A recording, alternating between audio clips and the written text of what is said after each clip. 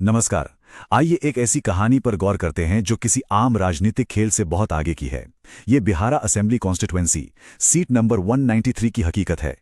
2025 के चुनाव नतीजे सिर्फ हार या जीत का आकलन नहीं हैं। ये जमीन पर उतरे सुशासन यानी गवर्नेंस का एक हार्ड मेट्रिक हैं। एक स्ट्रैटेजिस्ट के नजरिए से आज हम इन नतीजों की एनाटॉमी को समझेंगे, बिना किसी शोर शराबे के, सिर्फ डेटा और मिट्टी की सच्चाई के आधार पर। सबसे पहले इस मिट्टी की नब्ज को टटोलना जरूरी है। भोजपुर जिला और बरहारा का भूगोल, यहाँ की असली ताकत यहाँ के खेत और किसान हैं। इस पूरे क्षेत्र में अर्बनाइजेशन सिर्फ 11.3% है। सोचिए, ये एक पूरी तरह से ग्रामीण कृषि आधारित क्षेत्र है। यहाँ लोगों की आजीविका फसलों और मौसम से गहराई से जुड़ी है। यहाँ का आम नागरिक अपनी मिट्टी और उसके दुख दर्द से पूरी तरह बंधा हुआ है। लेकिन इन हरे भरे खेतों के पीछे एक बहुत बड़ा आर्थिक संकट भी छिपा है। एक external comparative reference news click 24 के अनुसार राज्य सरकार खुद मानती है कि सोन नदी में अवैध बालू खनन के कारण हर साल 700 करोड़ रुपए का रेवेन्यू हेमरेज यानी नुकसान होता है। 700 करोड़, ये पब्लिक का पैसा है। इतना बड़ा आर्थिक नुकसान साफ बताता है कि यहाँ दांव पर क्या लगा है। इन आंकड़ों के आगे राजनीतिक चेहरे बहुत छोटे नजर आते हैं। और इस आर्थिक संकट की एक भारी मानवीय कीमत भी चुकानी पड़ती है। गंगा और सोने नदी में आने वाली सालाना बाढ़ लोगों को बेघर करती है। यहाँ के 47.25% लोग खेतिहर मजदूर के रूप में काम करने को मजबूर हैं। उनकी फसलें तबाह हो जाती हैं। आमदनी का छोटा सा जरिया भी खत्म हो जाता है। ये सिर्फ डेटा पॉइंट्स नहीं हैं, ये हकीकत में जीते जागते परिवारों की बेबसी है। अब सीधे चुनावी आंकड़ों पर आते हैं। 14,403। बरहारा में इस बार ठीक इतने वोटों के मार्जिन से इनकम्बेंट नेता ने जीत हासिल की। यह जीत का एग्जैक्ट गैप है जिसने विपक्षी उम्मीदवार को बाहर कर दिया।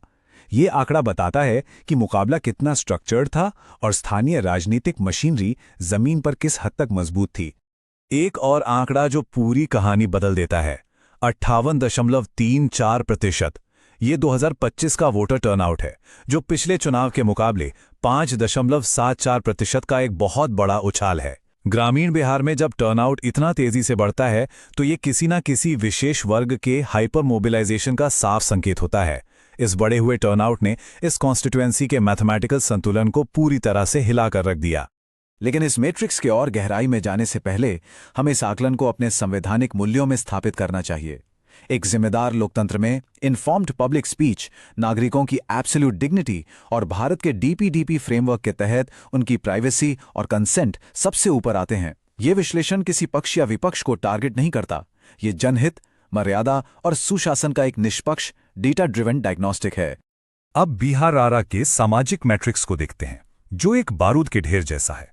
राजपूत 20% और यादव 18%।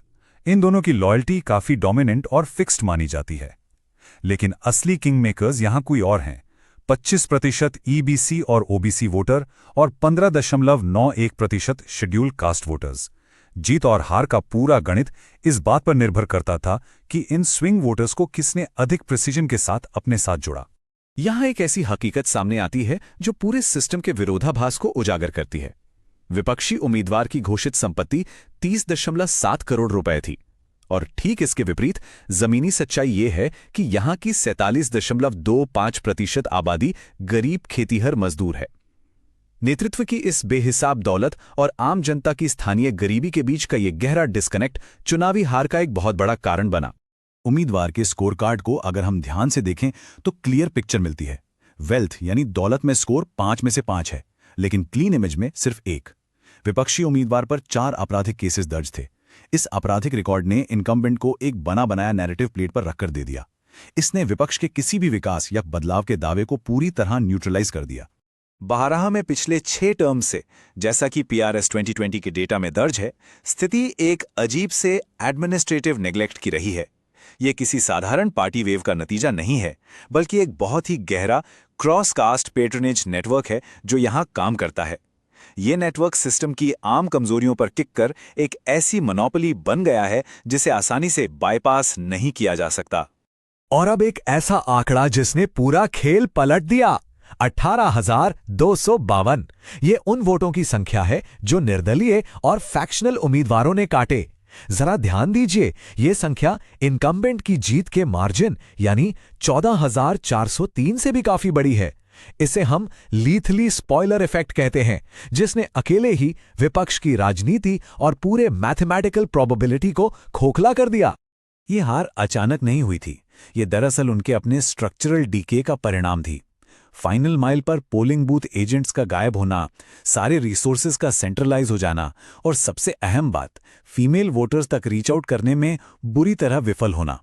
स्ट्रैटेजी की इस तरह की पैरालिसिस दिखाती है कि उनका ग्राउंड एक्टिवेशन पूरी तरह फेल रहा। इन सब राजनीतिक दंगलों के बीच बाहरा का सबसे शांत लेकिन सबसे भयानक संकट इस डेटा में छिपा है। एक्सटर्नल कंपैरेटिव रेफरेंस NFHS 5 2021 के मुताबिक यहाँ की 74% महिलाओं में एनीमिया यानी खून की कमी है और 41% बच्चों का शारीरिक विकास रुका हुआ है यानी स्टंटिंग का शिकार हैं। ये मात्रा नंबर्स नहीं है, ये मानवीय स्वास्थ्य का पूर्ण फेलियर है। इस दर्द को राजनीतिक नैरेटिव में ना बदल पाना स्ट्रेटेजिकली रूप से एक बहुत बड़ी भूल थी। तो यहां से आगे का रास्ता क्या हो सकता है? 2030 तक मैंडेट वापस लाने के लिए ये 4 हिस्सों का एक ठोस ब्लूप्रिंट है। फेज 1 फाउंडेशन बिल्डिंग यानी बूथ लेवल तक बेसिक ढांचा बनाना। Phase 2 narrative setting. Phase 3 ground activation और आखिरी में फेज 4 स्प्रिंट, जहां आखिरी दिनों में एग्जैक्ट लॉजिस्टिक्स और प्रिसीजन डिलीवरी पर काम करना होता है। ग्राउंड पर बदलाव लाने के लिए ऐसी ठोस फील्ड टैक्टिक्स अपनानी होंगी। हमें गवर्नेंस ROI मॉडल पर आना होगा, जैसे बालू और बढ़त के खिलाफ एक मजबूत कैंपेन, वर्ष भर चलने वाले फ्लड रिलीफ सेंटर्स और एक बिल्कुल नया बेदाग चेहरा विशेषकर EBC वर्ग से। साथ ही SC और EBC वर्ग के लिए पन्ना प्रमुख का स्ट्रॉन्ग नेटवर्क बनाना होगा। इन्हीं स्ट्रक्चरल स्टेप्स से उस मजबूत पेट्रोनेज नेटवर्क को ध्वस्त किया जा सकता है।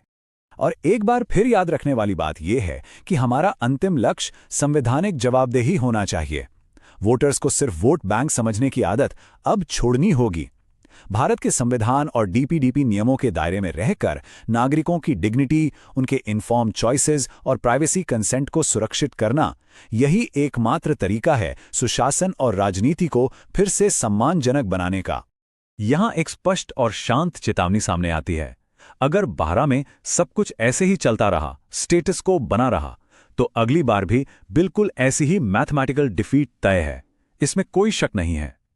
लेकिन अगर एक पूर्ण स्ट्रक्चरल ओवरहॉल किया जाए, एक नया डेटा ड्रिवन अप्रोच लाया जाए, तो यहां की जनता के लिए आने वाले कल में इक्विटेबल ग्रोथ को सुनिश्चित किया जा सकता है। आखिरी सवाल हमें खुद से पूछना चाहिए, क्या प्रिसाइज डेटा इंजीनियरिंग और कड़ी जवाबदेही के सहारे इस एंट्रेंच्ड पॉलिटिकल मशीनरी को हराया जा सकता है? जवाब है बिल्कुल। If you want to become a people-centric leader and uplift your constituency, get in touch with blueprintstrategies.ai at mgr@blueprintstrategies.ai or call 08042041602. Purpose beyond politics.